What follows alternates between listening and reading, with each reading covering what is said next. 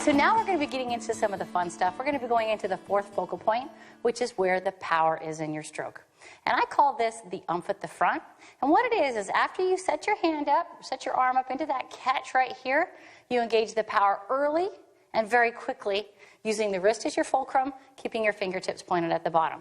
Now this is very different than what many of us learned, which was the old S pull. And in the old S pull, what we did was we made an S with our hand, applying most of the power at the very end of the stroke. Now here's what's going on with the S pull. If you're sliding your hand out in an S pull formation, there's really no way you could put power right here. Nor could you put power as your hand was sweeping in. So in an S pull, you were forced to put your power at the back of the stroke.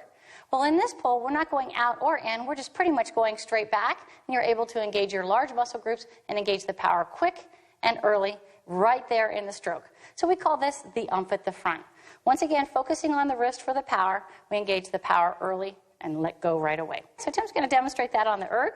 And what we're really going to be focusing on, engaging the power, not necessarily right as you go to the stretch or right where you're at the catch, but somewhere right in between. He's going to engage the power on the wrist, fully engage, press hard, and then release. So what's really neat about what Tim is doing right here is he's engaging, once again, the large muscle groups. He's focusing on the wrist. He's getting a high elbow early catch. Now what Tim's going to do is he's going to shift to the power at the back, or the umph at the back. When he starts doing this, there's a very different pull going on. A lot of different muscles being used, and it's not as effective as putting it at the front. So let's put it up back at the front. Now, if you were a triathlete, something similar to the umph at the front would be like using your large chain ring instead of your small chain ring. If you were driving in your car, it would be front-wheel drive as opposed to rear-wheel drive. And then when you're swimming, what you're looking at is swimming with a pull instead of a push.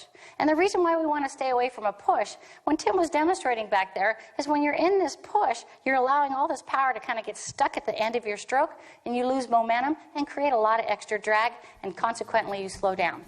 So for a faster, effective, efficient pull, put the umph at the front.